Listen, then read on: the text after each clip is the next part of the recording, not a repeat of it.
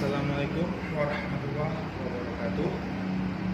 Saya Teher Fasa akan menjelaskan tentang pengertian hadis riwayat. Menurut bahasa, berarti kata riwayat artinya periwayatan atau cerita. Ilmu hadis riwayat secara bahasa berarti ilmu yang berupa periwayatan. Para ulama berbeda-beda dalam mendefinisikan ilmu hadis riwayat. Namun yang paling terkenal di antara definisi-definisi tersebut ialah definisi dari Ibnu Al-Ahfani, yaitu ilmu hadis riwayah adalah ilmu hadis yang membahas tentang ucapan-ucapan, perbuatan Nabi, serta periwayatan, pencatatannya, dan juga penelitian lafaz-lafaznya.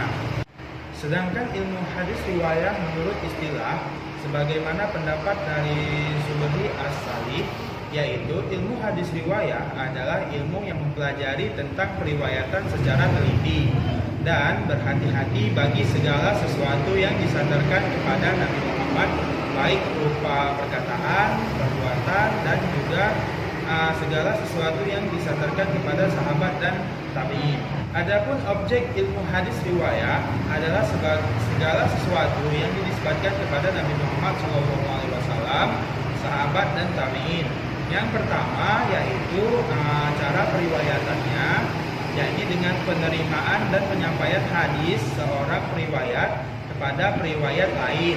Kemudian yang kedua yaitu cara pemeliharaannya, yakni dengan penulisan dan pembukuan hadis yang ini penghafalan dan juga penulisan dan pembukuan hadis.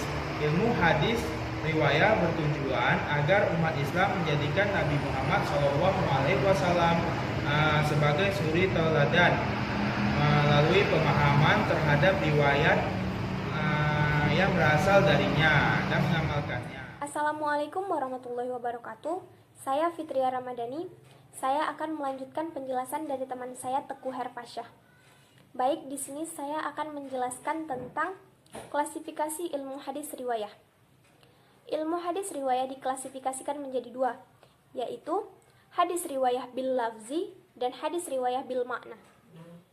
Hadis riwayah bil lafzi ialah meriwayatkan hadis yang lafaznya sesuai dengan perkataan Rasulullah, atau dengan kata lain meriwayatkan hadis yang lafaznya masih asli dari Rasulullah. Para sahabat meriwayatkan hadis dengan lafaz ini langsung dari perbuatan Rasulullah maupun perkataannya. Yang kedua, hadis riwayah bil makna ialah meriwayatkan hadis dengan memahami maknanya saja, atau dengan kata lain meriwayatkan hadis dari perkataan Rasulullah yang hanya dipahami maknanya, kemudian oleh para sahabat diriwayatkan dengan lafaz dan redaksi mereka masing-masing. Adapun contoh hadis riwayat bil makna. Ada seorang wanita datang kepada Rasulullah dengan bermaksud untuk menyerahkan dirinya untuk dikawinkan dengan beliau. Dan ada laki-laki yang berkata kepada Rasulullah, "Ya Rasulullah, kawinkanlah wanita tersebut denganku," sedangkan laki-laki tersebut tidak memiliki mahar apapun selain ayat-ayat suci Al-Quran. Kemudian Rasulullah berkata, "Aku kawinkan engkau dengan wanita tersebut dengan mahar berupa mengajar ayat-ayat Al-Quran." Dalam riwayat lain disebutkan, Aku kawinkan engkau dengan wanita tersebut dengan mahar berupa mengajar ayat-ayat Al-Quran. Dalam riwayat lain disebutkan, Aku nikahkan engkau dengan wanita tersebut atas dasar mahar mengajarkan ayat-ayat Al-Quran. Dan dalam hadis riwayat lain disebutkan juga, "Aku jadikan wanita tersebut milik engkau dengan mahar berupa mengajar ayat-ayat Al-Quran." Sekian dari saya. Assalamualaikum warahmatullahi wabarakatuh. Nama saya Yesi Andela. Saya akan melanjutkan materi dari teman saya yang sebelumnya. Yang saya akan bahas sekarang ialah ilmu hadis dirayah dan akan melanjutkan kitab-kitab riwayah. Yang terlebih dahulu akan saya bahas yaitu ilmu hadis dirayah. Menurut bahasa, dirayah adalah pengetahuan. Ilmu hadis dirayah sering juga disebut sebagai pengetahuan tentang ilmu hadis atau pengantar ilmu hadis. Ilmu hadis dirayah adalah ilmu pengetahuan tentang rawi yang diriwayahkan atau sanad dan matan yang berkaitan dengan pengetahuan tentang syarat-syarat periwayahan, macam-macamnya, atau juga dengan hukum-hukumnya.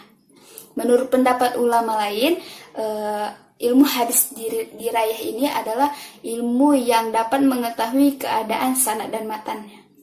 Kajian terhadap masalah-masalah yang berkaitan dengan sanad disebut dengan naqd as-sanad atau kritik sanad.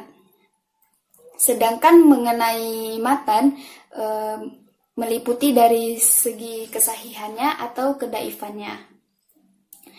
Tujuan dan urgensi ilmu hadis dirayah ini untuk mengetahui dan menetapkan hadis-hadis yang makbul atau yang dapat diterima dalilnya atau untuk diamalkan, dan yang mardud atau yang ditolak. Dari kedua ilmu tersebut banyak bermunculan cabang-cabang ilmu mengenai keduanya. Yang pertama yaitu ilmu jarah wa al-ta'dil. Ilmu ini membahas para rawi sekiranya masalah yang membuat mereka tercela atau bersih dalam menggunakan lafaz-lafaz tertentu. Yang kedua yaitu ilmu tokoh-tokoh hadis. Dengan ilmu ini dapat diketahui apakah para rawi layak menjadi perawai atau tidak. Orang yang pertama dalam bidang ini adalah Al-Bukhari. Yang ketiga yaitu Al-Mukhtalaf Al-Hadis. Ilmu ini membahas tentang hadis-hadis yang lahiriah bertentangan, namun ada kemungkinan dapat diterima dengan syarat. Yang keempat yaitu ilmu Gharib Al-Hadis. Ilmu ini membahas tentang kesamaran makna lafaz hadis. Yang kelima yaitu ilmu nasih wa al-mansub al-hadis. Ilmu ini membahas tentang hadis-hadis yang bertentangan yang hukumnya tidak dapat dikompromikan antara satu dengan yang lain. Nah, kita masuk ke pembahasan yang kedua, yaitu tentang kitab-kitab riwayah. Yang pertama yaitu kitab Mustadrak. Kitab hadis yang mengumpulkan hadis-hadis yang tidak disebutkan oleh pengarang sebelumnya, baik disengaja ataupun tidak. Kitab ini tidak boleh baca begitu saja loh, karena dia harus membaca dengan takhrijnya oleh Al-Zahabi. Yang kedua yaitu dengan kitab Mustakhraj. Ini mengumpulkan hadis-hadis yang sama dalam satu kitab, tetapi sanadnya berlainan, di mana sanadnya bertemu dengan syekh kitab asalnya atau gurunya, seperti hadis tentang niat. Contoh dari kitab ini adalah Mustakhraj Abu Awana ala Sahih Muslim. Begitulah penjelasan dari saya, lebih dan kurang saya mohon maaf. Wabillahi taufiq wal hidayah. Wassalamualaikum warahmatullahi wabarakatuh. Baik, jadi di sini saya akan menjelaskan lagi tentang kitab-kitab hadis riwayah dan tingkatan-tingkatannya. Yang pertama adalah kitab jami'. Kitab jami' ini adalah kitab yang menghimpun banyak hal. Oleh sebab itu, menurut ulama hadis, kitab ini didefinisikan menjadi dua, yaitu yang pertama dilihat dari segi pandangan pokok kandungannya. Kitab jami' adalah kitab yang disusun dan dibukukan berdasarkan semua pembahasan agama. Yang kedua, dilihat dari segi rujukan hadisnya. Jami' adalah kitab yang menghimpun hadis-hadis dari kitab-kitab hadis yang sudah ada sebelumnya.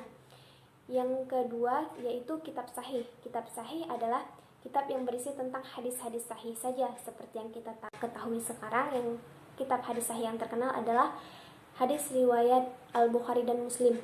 Yang ketiga ada kitab sunan. Kitab sunan adalah kitab yang disusun berdasarkan bab fikihnya, seperti iman, sholat, zakat, dan lainnya. Biasanya kitab ini berisi tentang hadis-hadis marfu'. Sekian dari saya. Penjelasan tentang kitab ini akan dilanjutkan oleh teman saya selanjutnya. Kitab hadis yang mengumpulkan hadis-hadis yang tidak disebutkan oleh pengarang sebelumnya, baik disengaja ataupun tidak.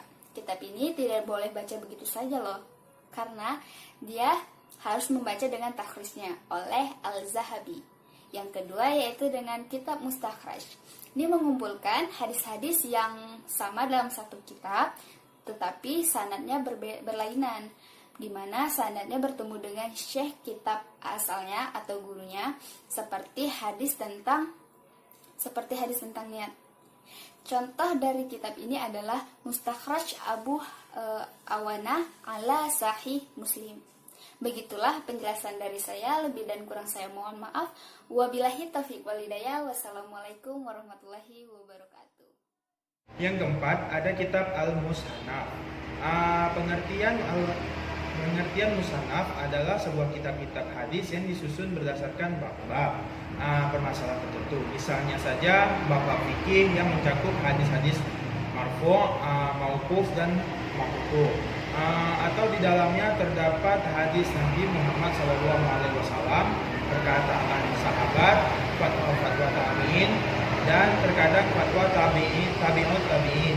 Kemudian yang kelima ada kitab musnad, yang menurut etimologi musnad berarti suatu yang disandarkan pada sumbernya, sehingga di sini dipahami bahwa kitab musnad merupakan sumber hadis yang semuanya tersusun dengan sebuah sandaran tertentu. Sedangkan menurut terminologinya, kitab musnad adalah sebuah kitab hadis yang disusun berdasarkan nama perawi pertamanya.